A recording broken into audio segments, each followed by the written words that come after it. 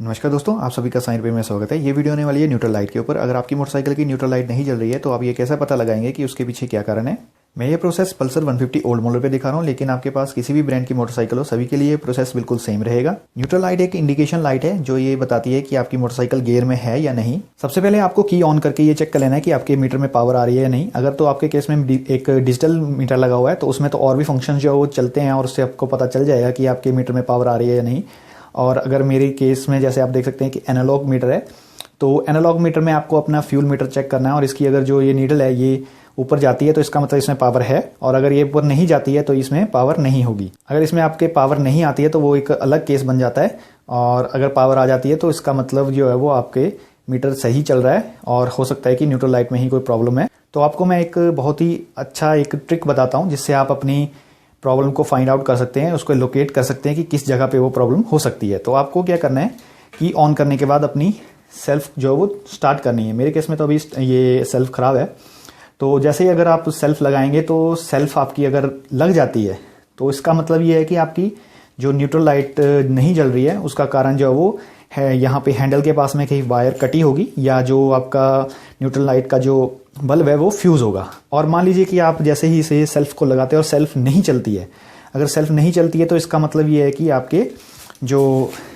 यहाँ पे नीचे हमारा मैग्नेट कवर होता है, यहाँ पे हमारी न्यूट्रल का एक स्विच लगा होता है, तो प्रॉब्लम वहाँ से है। मान लीजिए कि आपने इस तरह से चेक किया और आपने जो वो सेल्फ अपनी जो वो यूज़ की और सेल्फ जो वो काम कर रही है, लेकिन आपकी जो लाइट है वो नहीं जल रही है। आप अभी नोटिस कर सकते हैं कि मेरी जो न्यूट्रल लाइट है वो पहले जल रही थी, लेकिन अभी ये नहीं जल रही है क्योंकि मैंने इसका जो कनेक्शन है वो डिस्कनेक्ट कर दिया है मैग्नेट साइड से, ताकि मैं आपको ये अच्छी तरह से समझा सकूं कि आपको मीटर साइड से इसे किस तरह से डायग्नोस करना है। मीटर साइड से डायग्नोस करने के लिए आपको अपने मीटर की जो सॉकेट रहती है वो ढूंढ लेनी है। मेरे केस में ये यहाँ पे है, और इसमें आपको जो अपनी जो न्यूट्रल की वायर है उसे पहचान लेना है।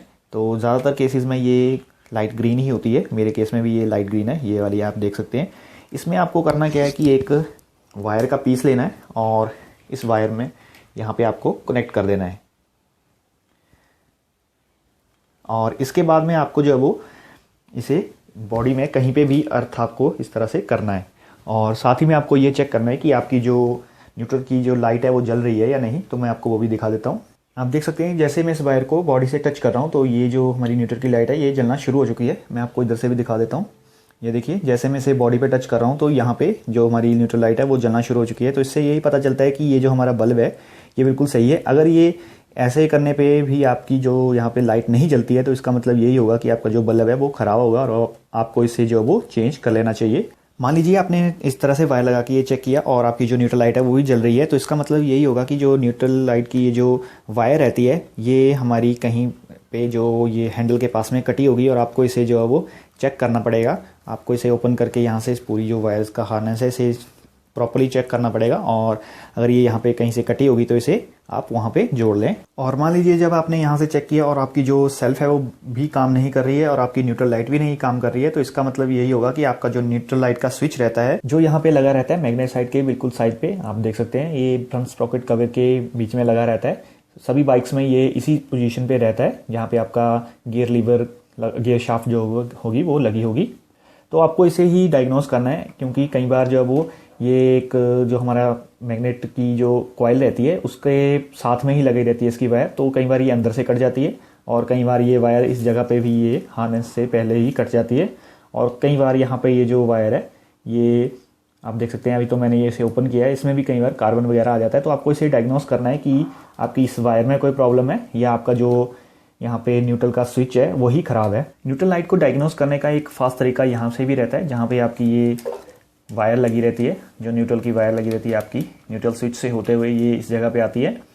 और आपको जो यहाँ पे करना क्या है कि एक वायर लेके आपको इसमें लगा देना है,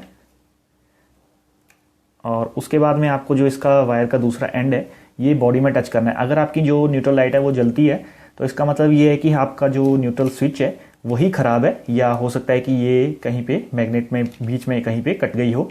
तो इस तरह से आपको ये चेक कर लेना है इसे बॉडी पे टच करके। तो अभी मैं आपको दिखाता हूँ कि जैसे मैं इसे बॉडी पे टच करता हूँ तो हमारी न्यूट्रल लाइट जलती है या नहीं। तो अभी आप देख सकते हैं कि न्यूट्रल लाइट नहीं जल रही है, और अभी मैं इस वायर को जो बॉडी पे टच कर रहा हूँ तो ये देखिए जैसे मैंने इस वायर को बॉडी पे टच किया तो जो हमारी न्यूट्रल लाइट है वो जलना शुरू हो चुकी है। तो इससे हमें ये पता चल जाता है कि हमारी जो ये वायर है बिल्कुल सही है और जो बल्ब है वो भी बिल्कुल सही है। अगर इस तरह से करने पे ये नहीं जलता है तो इसका मतलब ये हो सकता है कि आपकी जो ये बल्ब है ये फ्यूज़ होगा और यहाँ पे जो है वो वायर भी कट सकती है। तो जो मैंने आपको पहले प्रोसेस बताया उस तरह से आपको इसे ऊपर से डायग्नोस कर लेना है और श्योर हो जाना है कि आपका बल्ब ख़राब है या वायर कटी हुई है। तो ये तो एक दूसरा तरीका होगा ये पता करने का कि प्रॉब्लम ऊपर की साइड है या नीचे की साइड। अब हम बात करते हैं कि इस न्यूट्रल स्विच को आप किस तरह से डायग्नोस करेंगे कि ये ख़राब है या इसकी जो वायरिंग है इसमें कहीं पे प्रॉब्लम है। तो उसके लिए आपको एक मल्टीमीटर की ज़रूरत पड़ेगी। आपको जो वो मल्टीमीटर लेना है और इसे कंटिन्यूटी पे सेट कर देना है। आपको मल्टीमीटर की एक वायर जो है वो इस न्यूट्रल वायर में लगानी है जो हमारी नीचे न्यूट्रल स्विच से होते हुए इस जगह पे आती है।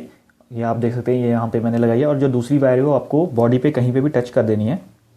तो आप देख सकते हैं कि मेरे केस में यहाँ पे बीप आ रही है और बीप के साथ में जो है यहाँ पे रीडिंग भी आ रही है। तो इसका मतलब यही है कि ये जो वायर है ये बिल्कुल सही है और जो हमारा न्यूट्रल स्विच है वो बिल्कुल सही है। लेकिन अगर आपके केस में ऐसा नहीं होता है तो इसमें दो प्रॉब्लम हो सकती हैं। पहली ये कि ये जो वायरिंग है ये कहीं यहाँ पे अंदर मैग्नेट की जो कॉइल रहती है वहाँ पे कहीं पे कट गई है या ये आप देख सकते हैं यहाँ पे हमारा मैग्नेट स्विच है ये यहाँ पे कहीं पे या तो ये हो सकता है कि ये डिस्कनेक्ट हो या हो सकता है ये हमारा स्विच ही खराब हो। तो हम इसके बाद में इस फ्रंट स्प्रॉकेट कवर को ओपन करके पहले हम इस स्विच को जो वो चेक कर लेंगे कि ये सही है या नहीं।